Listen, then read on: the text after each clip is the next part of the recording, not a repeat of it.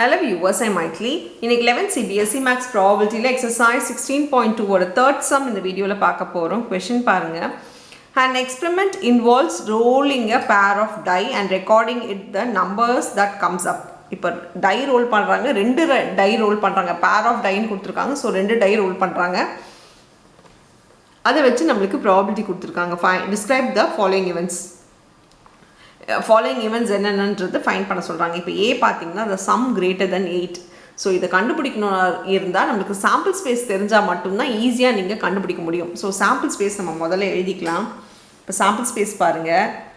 S is equal to ரெண்டு tie pair of டைனாலும் 2 டைஸ்னாலும் ரெண்டு ஒன்று தான். ஸோ பேர் ஆஃப் டைன்றதுனால ரெண்டு டை ரோல் பண்ணால் என்னென்ன வரும்னா 1,1 1,2 1,3 1,4 1,5 and 1,6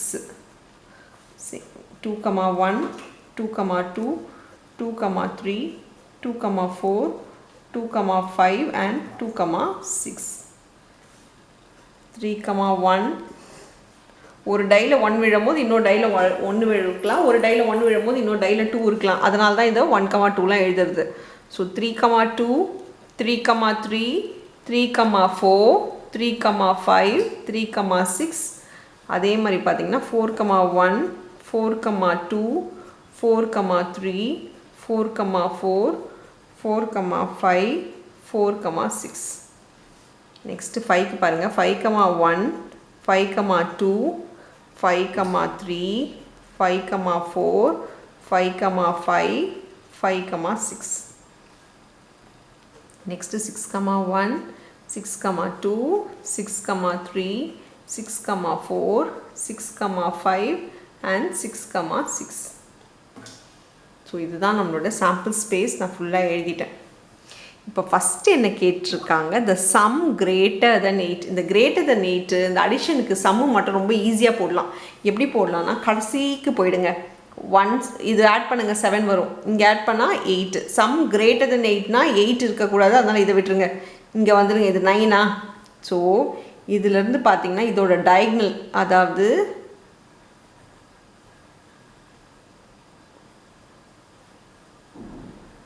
இது எல்லாமே 9 இருக்கும்.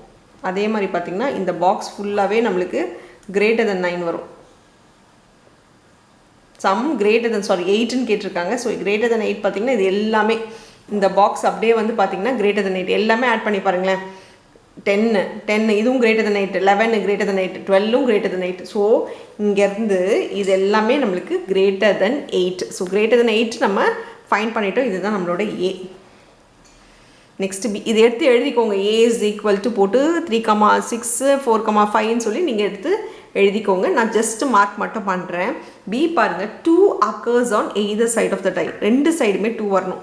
அப்படி பார்த்தீங்கன்னா 1,2 இந்த ஆர்டர்லேயும் 2 வரும். ரெண்டுத்துலேயும் வரலாம், இல்லை எய்தர் ஏதாவது ஒன்றுத்தில் கூட வரலான்னு அர்த்தம். இதுலேயும் நமக்கு 2 வரும்.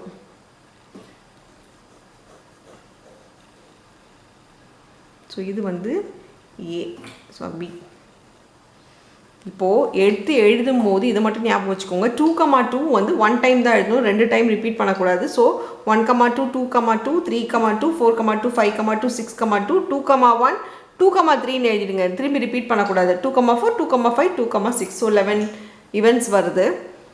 ஸோ நம்ம பியும் நம்ம எழுதிக்கலாம். சி பாருங்கள்.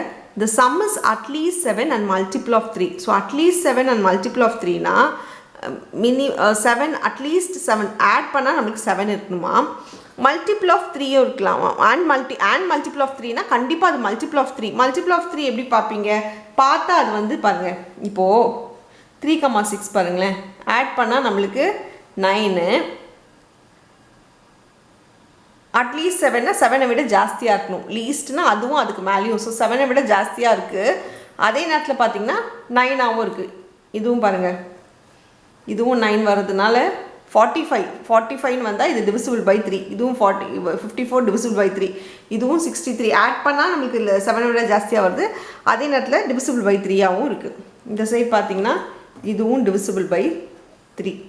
ஸோ டிவிசிபிள் பை 3யும் நீங்கள் இங்கே செக் பண்ணணும். ஸோ இதெல்லாம் டிவிசிபிள் பை 3 வந்து இதுவும் மட்டும்தான். மற்றதெல்லாம் பார்த்தீங்கன்னா இங்கெல்லாம் வந்து ஆட் பண்ணால் 7 வருது, ஆனால் டிவிசிபிள் பை 3 வரல. இப்போது இதெல்லாம் பாக்ஸ் போட்டதெல்லாம் சி பார்த்தீங்கன்னா ஏவும் சியும் மிக்ஸ் ஆகிருக்கு. இப்போது என்ன கேட்டிருக்காங்க, which pairs of these events are mutually exclusive. Mutually எக்ஸ்க்ளூசிவ்னா இன்டர்செக்ஷன் இருக்கக்கூடாது, எதுவுமே வந்து ரிப்பீட் ஆகக்கூடாது. இப்போது பியில் இருக்கிறது பாருங்கள் ஏல இல்லை, பியில் இருக்கிறது பாருங்கள் சியில் இல்லை, ஆனால் ஏவும் சியும் இங்கே வந்து மிக்ஸ் ஆகிருக்கு. ஸோ மிக்ஸ் ஆகிருக்கிறது எழுதக்கூடாது, அது எலிமெண்ட்ஸ் வந்து ரிப்பீட் ஆகுது, இன்டர்செக்ஷன் வந்துடும். ஸோ இதுலேருந்து என்ன தெரியுதுன்னா, தேர்ஃபோர் ஏ இன்டர்செக்ஷன் பியும் நல் செட்டு, பி இன்டர்செக்ஷன் சியும் நம்மளுக்கு நல் செட்டு. ஏன்னா பி வந்து எது கூடயும் மிக்ஸ் ஆகலாது, தனியாக இருக்குது. இந்த நம்பர்ஸ் வந்து இதுக்கு ரெண்டுத்துக்குமே வரல பாருங்கள். அந்த மாதிரி இருக்கும்போது இதுவும் நல் செட்டு இதுவும் நல் செட்னால therefore A and B, B and C are mutually exclusive event.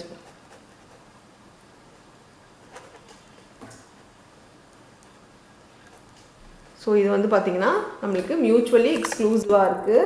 ஏன்னா இன்டர்செக்ஷன் இருக்கக்கூடாது, இதுக்கு மட்டும்தான் இன்டர்செக்ஷன் இல்லை. ஏக்கும் பிக்கும் கம்பேர் பண்ணாலும் பிக்கும் சிக்கும் கம்பேர் பண்ணாலும் இது தனித்தனியாக எழுதுறதா இருந்தாலும் எழுதிக்கோங்க. A and B are mutually exclusive, B and C are mutually exclusive சொல்லி நீங்கள் தனித்தனியாக எழுதுறதா இருந்தாலும் எழுதிக்கோங்க. அவ்வளோதான் இந்த சம். தேங்க்யூ.